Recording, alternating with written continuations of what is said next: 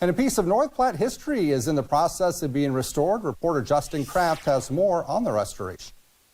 I'm here at the Lincoln County Historical Museum inside of the DAR cabin. This cabin is the oldest building in North Platte. This cabin was built in 1866, and the museum is already making progress to restore this piece of history.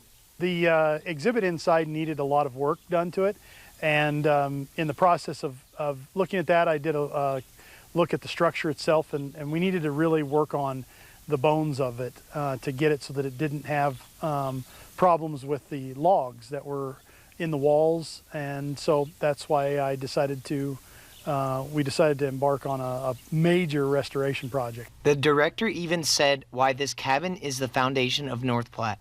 It was built 1 year after North Platte was founded, and it has managed to survive those years, being moved around town and moved to Memorial Park and then finally moved out here.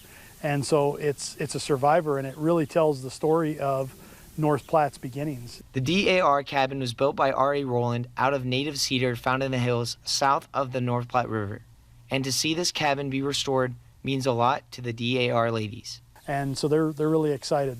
They came in and they removed all their artifacts a couple of years ago, and so that we could start doing the work on it. And they as we got into it and realized we had a lot more work to do, they've been very patient with us because it's going to be really, really nice when we're done. The museum hopes to have this cabin restored by Christmas. Justin Kraft, KNOP News 2.